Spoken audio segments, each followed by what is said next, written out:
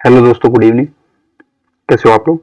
तो आज हम पढ़ेंगे क्लास 12th का इलेक्ट्रोस्टैटिक चैप्टर, जिसमें हमने कवर कर लिया था चार्ज वर्सेस मास तक। आज हम उससे आगे चलेंगे। आज के इस चैप्टर में हम कवर करेंगे electrostatic forces and their various forms. चलो देख लेते हैं आज क्या क्या कवर करेंगे। आज के इस चैप्टर में हम कवर करेंगे Coulomb's law of electric force, Coulomb's law in vector form, importance of vector form, dielectric constant, electrostatic versus gravitational force भी देखेंगे, फोर्सेस बिटवीन मल्टीपल चार्जेस। दो से ज्यादा चार्जेस जब होंगे तो फोर्सेस कैसे होंगी, कितनी होंगी, कैसे ऐड होंगी, नेट फोर्स किधर होगी, ये सब हम आज के चैप्टर में देखेंगे। Coulomb's law of electric force, ये कौन सा लॉ है और ये क्या बोलता है, इसको आज देखेंगे। कूलम्ब्स लॉ एक वो लॉ है जो हमको दो इलेक्ट्रिक चार्जेस या ज्यादा इलेक्ट्रिक चार्जेस के बीच में लगने वाली फोर्स को बताता है कि कैसे कैलकुलेट होगी, उसका मैग्नीट्यूड कितना होगा, डायरेक्शन कितनी। वो देखते हैं कैसे कैसे होगा। तो कूलम्ब्स लॉ बोलते हैं, Coulomb's law state that the force of attraction और रिपल्सन, फोर्स कोई भी हो सकती है, अट्रैक्शन भी और रिपल्सन भी। इसका मतलब क्या है कि आइदर फोर्स पॉजिटिव और निगेटिव के बीच में हो सकती है, पॉजिटिव पॉजिटिव के बीच में भी हो सकती है, और निगेटिव निगेटिव के बीच। तो फोर्स ऑफ अट्रैक्शन और repulsion between two stationary charges, पहले हम सिर्फ दो के बीच में देखेंगे, दो स्टेशनरी चार्जेस के बीच में कैसे निकलेगी। Between two stationary charges is directly proportional to product of magnitude of two charges, और दूसरा पॉइंट है inversely proportional to square of distance between them। देख लेते हैं क्या बोल रहा है। सपोज हमारे पास दो चार्जेस हैं, ये लेट्स से Q1 और एक चार्ज यहाँ पे Q2, तो इनके बीच का जो डिस्टेंस होगा सपोज R मान लेते हैं। ये पॉइंट ए है, ये पॉइंट बी है। तो अकॉर्डिंग टू दिस रूल, पहला पॉइंट क्या बोलता है, डायरेक्टली फोर्स जो है, Coulomb's law state that force of attraction, force को डिनोट कर लेते हैं, let say F. Force between two charge directly proportional, directly proportional मतलब कि ये directly proportional to the product of magnitude. Product किसका? Two charges. टू चार्जेस का product क्या होगा? Q1 Q2। दूसरा पॉइंट क्या है? इनवर्सली प्रोपोर्शनल टू किसके? Force of attraction inversely proportional to, तो एफ लिखेंगे दोबारा से, इनवर्सली प्रोपोर्शनल यानी कि inversely proportional to square of, square किसका? डिस्टेंस बिटवीन देम, इन दोनों के बीच में डिस्टेंस कितना है? आर, तो आर का स्क्वायर। अब अगर हम इन दोनों इक्वेशंस को, इक्वेशन 1 और इक्वेशन 2 को कंबाइन करें तो हमें क्या मिलेगा? By combining 1 and 2 we get F proportional to Q1 Q2 divide by R square. ठीक है बच्चों, देख लेते हैं हम इसको अच्छे से। तो क्या मिला था हमें? F proportional to Q1 Q2 upon R का स्क्वायर। अब इस प्रोपोर्शनल साइन को हटाने के लिए कोई कांस्टेंट लिखना पड़ेगा, जैसा अक्सर कर हम करते हैं। तो ये क्या होगा? F K Q1 Q2 upon R square. Here K is a proportionality constant. यहाँ पे जो ये के है, इसकी वैल्यू डिपेंड करती है मीडियम पे, किस मीडियम में हमारे दोनों चार्जेस अवेलेबल हैं या किस में प्रेजेंट है। अब अगर वो मीडियम एयर है तो के की वैल्यू होगी K equals to 1 upon 4 pi epsilon naught. इस क्वांटिटी, इसकी ओवरऑल वैल्यू होगी 9 into 10 to the power 9 newton metre square upon coulomb square. ये वैल्यू एसआई यूनिट्स में होगी जब हम सभी क्वांटिटी को एसआई यूनिट में लिखेंगे। इस पूरी वैल्यू में जो ये टर्म यूज हुई है, इसको हम बोलते हैं परमिटिविटी। क्या बोलते हैं? परमिटिविटी। अब ये देख लेते हैं। अब हमको यहां से दो चीजें पता लगी। पहली क्या, कि जो फोर्स होगी वो क्या होगी? के Q1 Q2 upon R square, या फिर कहिए F equals to 1 upon 4 pi epsilon naught Q1 Q2 upon R square. दूसरी बात कि जो के है उसकी वैल्यू ये होगी, K equals to 1 upon 4 pi epsilon not.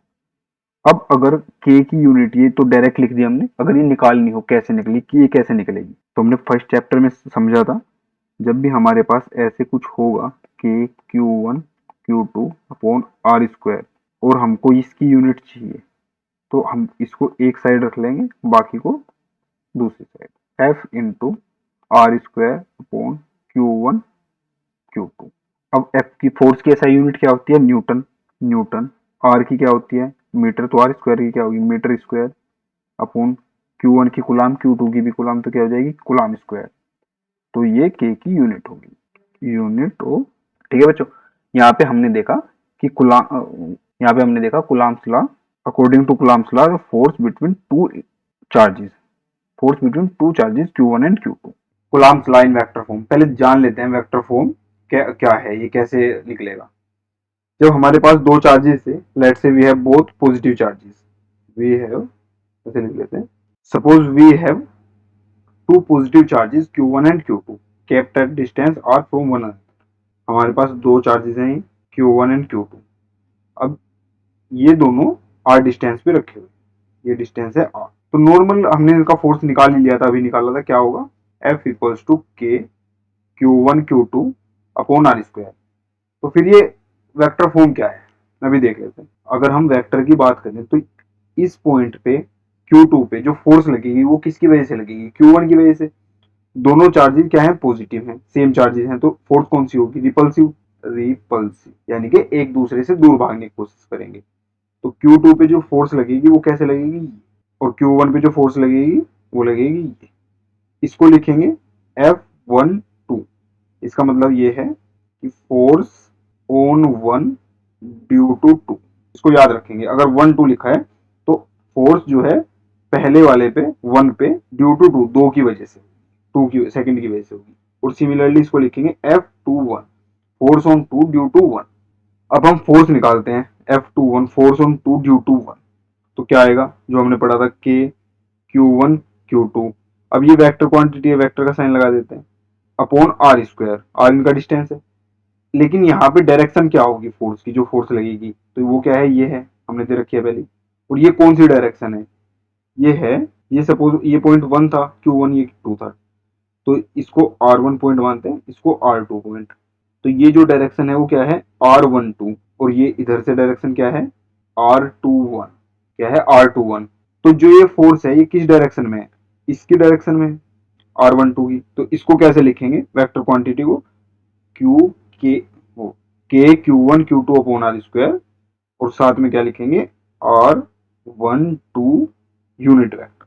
हमने यहाँ पे यूनिट वेक्टर क्यों लिखा, क्योंकि यूनिट वेक्टर का जो मैग्नीट्यूड है वो 1 होता है, ये बस डायरेक्शन बताता है। डायरेक्शन कौन सी बताएगा ये, जो इसकी अपनी होगी R12 की, R12 की क्या डायरेक्शन है ये, हमारी फोर्स की भी क्या डायरेक्शन है ये।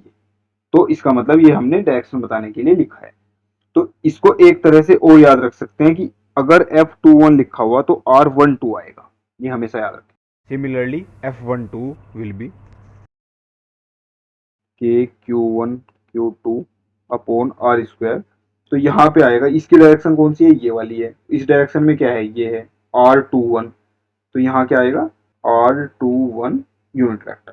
ठीक है बच्चों, तो ये हमारी फोर्सेस हैं वेक्टर फॉर्म में। कुलाम्स लाई है ये जो हमने पहले निकाला था, बस इसको हमने वेक्टर फॉर्म में लिखा है, मतलब साथ में हमने इसको डायरेक्शन दी है कि इसकी डायरेक्शन क्या हो, ये इसकी डायरेक्शन है, बाकी ये कुलाम्स लाई। या फिर इसको ऐसे भी कह सकते हैं जो हमने पढ़ा था वेक्टर में, वेक्टर क्या होता है मैग्नीट्यूड प्लस डायरेक्शन। तो ये मैग्नीट्यूड था जो हमने पहले निकाला, और ये डायरेक्शन। ठीक है बच्चों, ये था कुलाम्स लॉ इन वेक्टर। अब जैसे हमारे पास कुलाम फोर्स आई F equals to K Q1 Q2 upon R square. यहाँ पे K तो कांस्टेंट है, K तो कांस्टेंट है। अब अगर किसी फॉर्मूले को चेक करना हो तो हम ऐसे भी कर सकते हैं, जैसे यहाँ पे हमारे ये फोर्स क्या थी, दो चार्जेस के बीच में फोर्स। अब दो चार्जेस के बीच में फोर्स क्यों लगती है, चार्जेस की वजह से, या तो वो एक दूसरे को अपनी तरफ अट्रैक्ट कर रहे होते हैं, या फिर वो एक दूसरे को रेपेल कर रहे होते हैं, दो ही कंडीशन है। यानी कि वो इन दोनों पे डिपेंड करेगा कि ये कितने पावरफुल हैं, उनका मैग्नीट्यूड कितना है। छोटे होंगे तो कम अट्रैक्ट करेंगे, बड़े होंगे तो ज्यादा अट्रैक्ट करेंगे। इसका मतलब ये है कि अगर इनकी वैल्यू बढ़ती है, Q सपोज ये Q1 है, ये Q2 है, अगर इसका मतलब है सपोज ये Q1 है, ये Q2 है, अगर Q1 और Q2 की वैल्यू बढ़ती है तो ये ज्यादा फोर्स से या फिर ज्यादा तेज रेपल या अट्रैक्ट करेंगे। तो फॉर्मूले में देख लेते हैं, Q1 Q2 डायरेक्टली प्रोपोर्शनल है, फॉर्मूले में ऐसे ही ड्राइव किया था हमने ये। तो इसका मतलब क्या था कि अगर Q1 Q2 में से किसी की भी वैल्यू बढ़ेगी या दोनों की वैल्यू बढ़ेगी तो फोर्स बढ़ेगी। तो इसका मतलब ये स्टेटमेंट ठीक था। दूसरा क्या था, ये एक दूसरे को अट्रैक्ट या रेपेल करेंगे। अब हमको पता है अगर इनको हम ज्यादा दूर रख दें, यहाँ रख दें, इसको यहाँ रख दें, तो अब ये एक दूसरे को कम ताकत से खींचेंगे या कम ताकत से दूर भगाएंगे। अगर हम इनको ऐसे रख दें पास पास, तो ज्यादा तेज रेपेल या अट्रैक्ट करेंगे। तो इसका मतलब ये है जैसे जैसे जैसे हम ये बीच का डिस्टेंस r बढ़ाएंगे, इफ r इंक्रीज, तो फोर्स जो है डिक्रीज हो, f डिक्रीज। और दूसरा पॉइंट क्या था, यही था, inversely proportional to R square, यानी कि r अगर बढ़ेगा तो f घटेगा। ठीक है, अब देख लेते हैं important importance of vector form. Vector form की इंपोर्टेंस क्या है। अभी हमने वेक्टर फॉर्म में जो ड्राइव किया वो फोर्सेस क्या थी, F12 हमें जो मिली थी वो थी K Q1 Q2 upon R square, और डायरेक्शन थी इसकी R21 यूनिट वेक्टर। सेकंड जो हमें मिली थी वो थी F21 equals to K Q1 Q2 upon R square, और डायरेक्शन थी R12 यूनिट वेक्टर। अब ये देखते हैं, ये एक पॉइंट था R1 और ये एक पॉइंट था R2, तो जो इनके बीच का डिस्टेंस है वो था R। तो जो हमारा R12 था, तो ये क्या होता है R2 माइनस R1। अगर वेक्टर R12 निकालूंगा तो ये हमने पढ़ रखा है R2 माइनस R1, और अगर वेक्टर R21 निकालूंगा तो ये होता है R1 माइनस R2।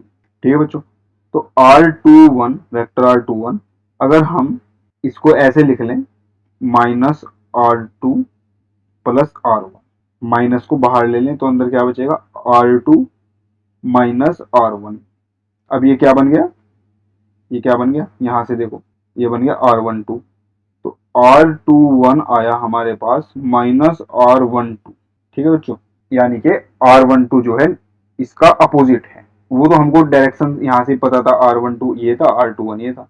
तो अब अगर यहाँ पे R12 की जगह में, अगर यहाँ पे R21 की जगह में R12 लिख देता हूँ, तो F12 क्या बनेगा, K Q1 Q2 upon R square, और R21 की जगह R12 अगर लिखूंगा तो क्या आएगा माइनस R12 यूनिट वेक्टर।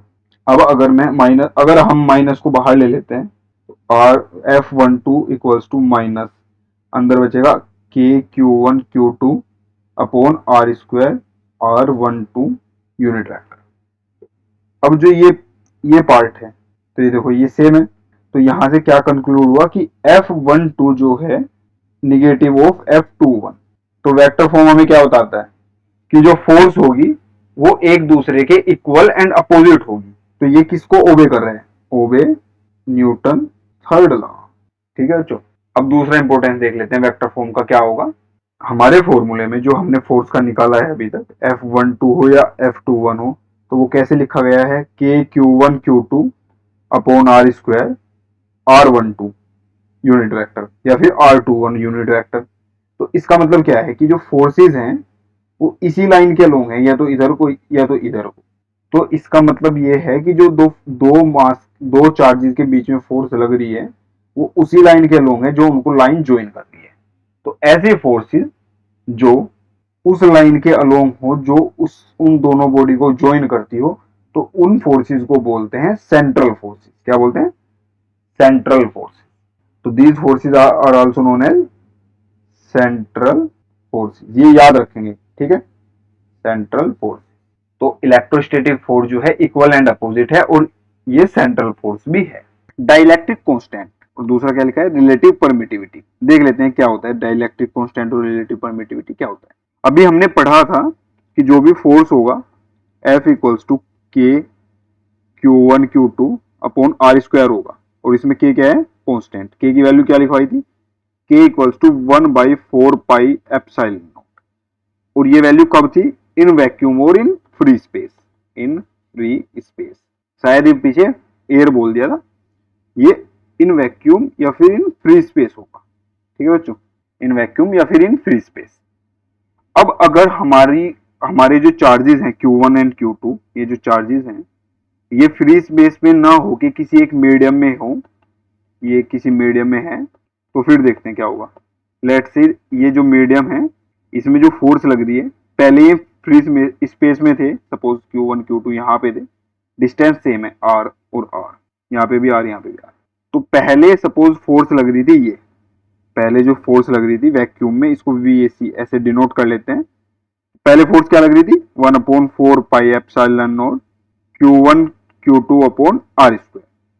अब किसी मीडियम में है, उसमें फोर्स कितनी लग रही है, इसको सपोज लिख लेते हैं FMED मीडियम 1/4 पाई। अब एप्सिलॉन नोट नहीं लिखेंगे, एप्सिलॉन नोट ये स्ट्रिक्टली यूज होता है फ्री स्पेस के लिए। अब ओनली एप्सिलॉन लिखेंगे या फिर एप्सिलॉन M लिख लीजिए मीडियम के लिए, दोनों में से कुछ भी, Q1 Q2 by R square ये होगा। अब अगर हम इन दोनों को डिवाइड कर दें आपस में तो हमें क्या मिलेगा, F वैक्यूम, हमें क्या मिलेगा F vacuum divide by F medium, इधर क्या आएगा 1/4 pi epsilon naught upon 1/4 pi epsilon M, और ये क्या होगा Q1 Q2 upon R square और Q1 Q2 upon R square. तो ये तो कट जाएगा पूरा, Q1 से Q1 Q2, R स्क्वायर से R स्क्वायर, 4 पाई से 4 पाई। तो हमें क्या मिलेगा F vacuum divide by F medium equals to मिलेगा हमें, देख लेते हैं एक बार, 1 अपॉन एप्सिलॉन और ये 1/EM। तो हमने क्या पढ़ा था कि अगर कोई चीज ऐसे लिखी हो 1/X अपॉन 1/Y, तो ये दोनों डिनोमिनेटर जाते हैं और ये दोनों न्यूमरेटर, तो क्या लिखते हैं इसको Y/X। तो इनको क्या लिखेंगे, यहाँ पे एक बार लिख लेते हैं F vacuum upon F medium. तो हमारे पास क्या आया था F vacuum upon F medium equals to, यहाँ बचा था 1 एप्सिलॉन नोट और यहाँ बचा था 1 epsilon M, sorry epsilon M। तो हमें पता है जब भी कोई चीज 1/X 1/Y ऐसे होगा तो ये डिनोमिनेटर में आएंगे और ये न्यूमरेटर में, कैसे Y/XS। तो यहाँ पे इसको कैसे लिखेंगे, 1 F vacuum upon F medium equals to epsilon M upon epsilon naught. तो अब इस वैल्यू को बोलते हैं K, क्या बोलते हैं K, या फिर कहीं कहीं पे ER लिखा मिलेगा। K denotes, ER denotes for relative permittivity, और K means dielectric constant of that medium जिसमें वो चार्जेस रखे हैं। अब देख लेते हैं क्या है। अब अगर हम इस रिलेशन को लें बस तो क्या मिलेगा, ER equals to E upon epsilon naught, E लिख लीजिए, एप्सिलॉन लिख लीजिए, एप्सिलॉन M लिख लीजिए, कोई भी लिख लीजिए। तो अब यहाँ पे ये एप्सिलॉन मीडियम का इसके रिलेशन में दिखाया गया है फ्री स्पेस के एप्सिलॉन के, इसीलिए इस क्वांटिटी को बोलते हैं एप्सिलॉन R, यानी कि relative permittivity, relative to permittivity in vacuum.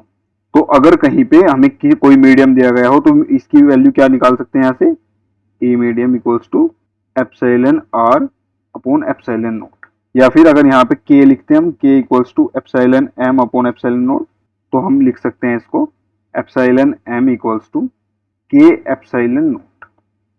ध्यान रखिएगा ये K 1/4 पाई एप्सिलॉन नोट नहीं है, ये डाइलेक्ट्रिक कांस्टेंट है, ये डाइलेक्ट्रिक कांस्टेंट है। ठीक है बच्चों, इससे हमको क्या फायदा होगा या फिर इससे हमको क्या मिलेगा ये देख लेते हैं। अगर हमें कोई कहे वी हैव टू चार्जेस, अगर कोई हमें कहे we have two charges Q1 Q2 cap in a medium of dielectric constant at R distance, तो फोर्स बताओ। तो फोर्स क्या होगी यहाँ पे, F equals to 1/4 pi, generally हम क्या लिखते हैं, पहले ये लिख लेते हैं Q1 Q2 upon R square, यहाँ क्या लिखते हैं 4 पाई एप्सिलॉन नोट, जनरली हम ये लिखते हैं। पर यहाँ पे ये मीडियम में दिया गया है तो मीडियम में क्या आएगा एप्सिलॉन M, यहाँ क्या आएगा एप्सिलॉन M, बट इसकी वैल्यू क्या है हमें नहीं पता। अभी हमने क्या ड्राइव किया था, एप्सिलॉन M होता है K एप्सिलॉन नोट, या फिर epsilon M equals to epsilon R epsilon naught. तो यहाँ पे डाइलेक्ट्रिक कांस्टेंट K दिया गया है, तो इसको फोर्स को हम कैसे लिखेंगे, F equals to 1/4 pi epsilon R epsilon naught epsilon R, या फिर K लिख लीजिए Q1 Q2 upon R square. ठीक है, और अगर हम दूसरा रिलेशन देखें ये और ये, तो इसको कैसे लिखेंगे, नए पेज पे समझ लेते हैं। हमें क्या मिला था, F vacuum upon F medium equals to K या फिर एप्सिलॉन आर। तो इसको ऐसे भी लिख सकते हैं, के डाइलेक्ट्रिक, जो कि यहाँ डाइलेक्ट्रिक कांस्टेंट है, equals to F vacuum upon F medium. ये क्या है यहाँ पे, डाइलेक्ट्रिक कांस्टेंट। इसका मतलब हुआ कि हमने यहाँ पे डाइलेक्ट्रिक कांस्टेंट को इलेक्ट्रिक फोर्स के टर्म में डिफाइन किया। Dielectric constant is the electric forces between charges in vacuum to the forces. तो यहां से हमने डाइलेक्ट्रिक कांस्टेंट और रिलेटिव परमिटिविटी दोनों को देखा। Electrostatic versus gravitational force. Gravitational force हमने पढ़ा था क्लास 11th में, ये भी सिमिलर ही था। ग्रेविटेशनल फोर्स एक बार देख लेते हैं।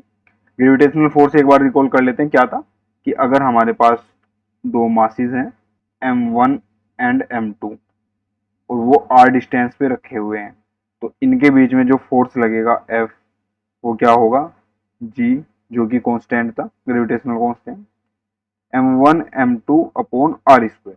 तो ये फोर्स भी डायरेक्टली प्रोपोर्शनल था m1 m2 के प्रोडक्ट के और इनवर्सली प्रोपोर्शनल था 1 अपॉन r स्क्वायर के। ये फोर्स भी इलेक्ट्रोस्टैटिक फोर्स की तरह लाइन ऑफ ज्वाइनिंग के अलोंग ही लगता था। तो ये भी क्या था, सेंट्रल फोर्स, ये भी सेंट्रल फोर्स ही था। अब देख लेते हैं दोनों की सिमिलरिटी और डिसिमिलरिटी क्या क्या। Similarity, both forces obey inverse square law. Inverse square law मतलब दोनों फोर्स जो हैं इनवर्सली प्रोपोर्शनल हैं आर स्क्वायर के। इस रूल को दोनों फोर्सेस फॉलो करती हैं। हाँ, ये सिमिलरिटी है। दूसरी, both are proportional to product of charges and mass. एक मास चार्ज के प्रोडक्ट के प्रोपोर्शनल है और एक मास के। ये कंपैरिजन हमने क्यों किया, क्योंकि जो इलेक्ट्रोस्टैटिक फोर्स है वो किसकी वजह से लगती है, चार्ज की, और वो चार्ज के ही प्रोडक्ट के प्रोपोर्शनल है, जबकि ग्रेविटेशनल फोर्स मास की वजह से लगती है और वो मास के ही प्रोडक्ट के प्रोपोर्शनल है। इसका मतलब ये भी एक दोनों में सिमिलरिटी है। तीसरा पॉइंट देखते हैं, बोथ आर सेंट्रल फोर्स। ये अभी बताया दोनों सेंट्रल फोर्स हैं। सेंट्रल फोर्स मतलब दोनों लाइन ऑफ ज्वाइनिंग के अलोंग ही एक्ट करते, मतलब जहां पे दो बॉडी रखी होंगी या दो चार्ज रखे होंगे, जो लाइन उन चार्जेस को मिलाएगी, ये फोर्सेस उस लाइन के अलोंग ही काम करेंगी। तीसरा point, both can operate in vacuum. मतलब ऐसा नहीं है कि अगर मीडियम नहीं होगा तो फोर्सेस नहीं लगेंगी। लाइक हमने पढ़ा था ना कि sound wave can travel in vacuum, जैसे हमने पढ़ा था ना कि light can travel in vacuum, light can travel, जबकि साउंड कैन नॉट। क्यों, क्योंकि साउंड को मीडियम चाहिए होता है, रिक्वायर मीडियम। पर यहाँ पर ऐसा नहीं है, ये दोनों फोर्सेस वैक्यूम में भी काम करती हैं, इनको मीडियम नहीं चाहिए होता है। हाँ, अगर मीडियम होगा तो इनकी वैल्यू पे असर पड़ेगा, कम या ज्यादा होगी, बट ऐसा नहीं है कि मीडियम नहीं होगा तो ये नहीं लगेगी। Both forces are conservative forces. ये समझ लेते हैं क्या होता है कंजर्वेटिव फोर्स। जब किसी भी फोर्स के अगेंस्ट वर्क किया जाए, सपोज ये यहाँ पे एक चार्ज रखा हुआ है, एक चार्ज यहाँ पे, ये Q1 है, ये Q2 है। अब अगर हम इस चार्ज को मूव करा के यहाँ पे ले आए, अब यहाँ Q2 यहाँ पे आ गया, और एक दूसरा फेनोमिना है जिसमें हम इस चार्ज को यहां से मूव कराएं, ऐसे घुमा के यहाँ पे ले आए, तो इन दोनों में वर्क कितना हुआ, कितना वर्क डन हुआ। तो पहले ये यहाँ पे R डिस्टेंस पे था, सपोज R1 पे था, और अब ये R2 डिस्टेंस पे। तो अगर वर्क डन दोनों में सेम हुआ है, मतलब वो इस पाथ पे डिपेंड नहीं, मतलब वो पाथ पे डिपेंड नहीं करता है कि ऐसे गया है या ऐसे गया है, वो सिर्फ पोजीशन पे डिपेंड करता है कि फर्स्ट पोजीशन ये थी, फाइनल पोजीशन ये है। तो ऐसी फोर्सेस को जिनमें वर्क डन पाथ इंडिपेंडेंट हो, वर्क डन जो है वो पाथ इंडिपेंडेंट हो, पाथ इंडिपेंडेंट, तो ऐसी फोर्सेस को बोलते हैं कंजर्वेटिव फोर्सेस। ये अभी आगे आएगा, वर्क डन कैसे निकलेगा इलेक्ट्रोस्टैटिक फोर्स में, वो वहां पे समझा देंगे। पर अभी यहाँ पे ध्यान रखना है कि जिन फोर्सेस में काम करने के लिए, वर्क करने के लिए पाथ की जरूरत, जो फोर्सेस अभी यहाँ पे याद रखने की जरूरत है कि जब किसी फोर्स के अगेंस्ट में वर्क करें और वो पाथ पे डिपेंड ना करता हो कि कितना काम हुआ, it depends only points, starting point and final point, तो ऐसी फोर्सेस को हम हमेशा कहेंगे कंजर्वेटिव फोर्सेस। क्या कहेंगे? Conservative forces. तो यही था हमारा पांचवा पॉइंट कि बोथ आर कंजर्वेटिव। अब दोनों की डिसिमिलरिटी देख लेते हैं, दोनों में अलग क्या क्या है। पहला पॉइंट है electrostatic forces are both attractive and repulsive. हाँ, ये हमने पढ़ा था, पॉजिटिव पॉजिटिव और निगेटिव निगेटिव होगा तो रिपल्सिव होंगी, और अपोजिट साइन होगा पॉजिटिव निगेटिव तो अट्रैक्टिव। जबकि while gravitational force are only repulsive. Sorry gravitational forces, पहला पॉइंट हमने पढ़ा था, सॉरी। डिसिमिलरिटीज देख लेते हैं हम क्या क्या होती है दोनों में। इलेक्ट्रोस्टैटिक फोर्स जो है both are attractive and repulsive, ये दोनों तरह की होती हैं। अगर पॉजिटिव और निगेटिव के बीच में फोर्स होगी तो अट्रैक्टिव फोर्स होगी, बहुत बार पढ़ चुके हैं इसको शुरू से, अट्रैक्टिव होगी। अगर सिमिलर चार्जेस के बीच में फोर्स होगी, पॉजिटिव पॉजिटिव या फिर निगेटिव निगेटिव, तो ये हमेशा रिपल्सिव होगी। क्या होगी? रिपल्सिव। जबकि जब दो मासेस के बीच में फोर्स लगेगी m1 m2, जबकि जब भी दो मासेस के बीच में फोर्स लगेगी that is m1 and m2, तो ये हमेशा ही अट्रैक्टिव होगी। This is only of one kind that is attractive, ये कभी भी रिपल्सिव नहीं होगी। तो पहली डिसिमिलरिटी यही है कि इलेक्ट्रोस्टैटिक फोर्स दोनों तरह की होती है, अट्रैक्टिव भी और रिपल्सिव भी, जबकि ग्रेविटेशनल फोर्स ओनली अट्रैक्टिव होती है। दूसरी dissimilarity, gravitational force are independent of medium. मतलब जब हमने इलेक्ट्रोस्टैटिक फोर्स निकाला था तो क्या आया था हमारा 1/4 pi epsilon naught Q1 Q2 upon R square, और ये क्या था? Permittivity in vacuum. इसका मतलब ये मीडियम पे डिपेंड कर रहा है क्योंकि वैक्यूम लिखा है हमने। अगर मीडियम होगा तो हमने वो भी पढ़ा था, वो क्या था? ये था, मीडियम में ये आएगा, ये था। तो इसका मतलब ये है कि इलेक्ट्रोस्टैटिक फोर्स मीडियम पे डिपेंड करती है। क्या होता है? Electrostatic forces depends on medium, depends on medium. जबकि जो हमारी ग्रेविटेशनल फोर्स थी वो क्या थी? वो थी F equals to G m1 m2 upon R square, और ये G हमारा कांस्टेंट है, ये हमारा कांस्टेंट है independent of medium, independent of medium. तो हम क्या कह सकते हैं? और बाकी ये क्वांटिटी तो इंडिपेंडेंट है ही मीडियम के, डिस्टेंस और मासेस। तो हम कह सकते हैं कि electrostatic force depends on medium, जबकि gravitational force independent of medium. तो दूसरा पॉइंट यही था, gravitational force are independent of medium.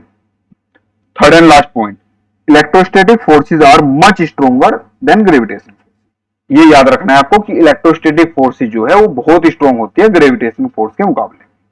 ठीक है बच्चों? फोर्सेस बिटवीन मल्टीपल चार्जेस, इसका क्या मतलब? मल्टीपल चार्ज हम तीन चार्जेस से पहले समझेंगे, बाद में फिर उनको मल्टीपल कर। दो चार्जेस का हम देख ही चुके हैं। सपोज हमारे पास यहाँ पे तीन चार्जेस हैं, ऐसे मान लेते हैं।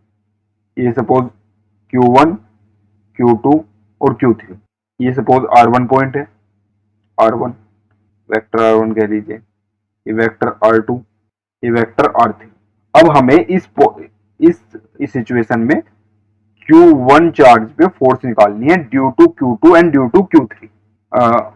नाउ पहले हम निकालेंगे force on Q1 due to Q2। तो उसको कैसे लिखेंगे? हमने सीखा था, क्या लिखते हैं? फोर्स ऑन 1 ड्यू टू 2 क्या लिखेंगे? F12। तो ये क्या आएगी? K Q1 Q2 upon R square, और R कौन सा होगा? ये दोनों के बीच की दूरी। इसको क्या लिखेंगे? R12, सॉरी इसको क्या लिखेंगे? R21, R21 का स्क्वायर। थोड़ा अच्छे से इसको लिखेंगे R21 का स्क्वायर। 21 मतलब 2 से 1 पे, और डायरेक्शन क्या होगी इसकी?